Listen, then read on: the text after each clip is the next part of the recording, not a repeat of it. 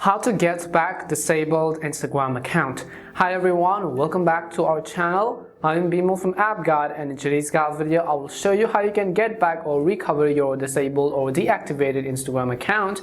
But before we get started with this video, if you are new to our channel, do make sure to leave a like, hit that subscribe button, and without any further ado, let's get started with today's video. Now before we get started with the fix, you have to understand why this could have happened in the first place. Maybe Instagram noticed some kind of suspicious activities on your account. You tried to post too much, commented too much, followed too much, you didn't follow the community guidelines, you broke one of the rules from the guidelines, and that could be the primary reason why your Instagram account could have been deactivated. Let me show you what kind of error message you get. You simply typically get this kind of error message right over here when you try to log into your account. It says that your Instagram account has been disabled for violating our term. Learn how you may be able to restore your account to download the data you've shared on Instagram. Log into instagram.com on a browser instead of the app.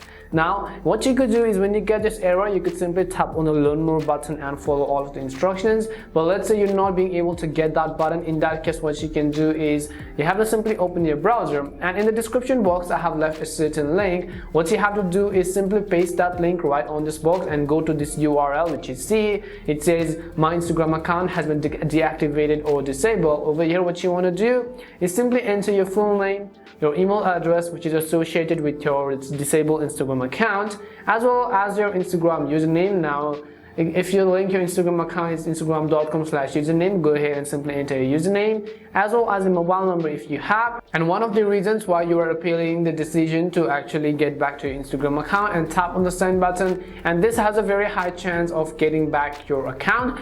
We hope this solution may have worked for you. If it did work for you, make sure to leave a like and subscribe to the channel. If you have any more questions, simply make sure to also leave them down. Thank you very much for watching, and see you soon in our next video.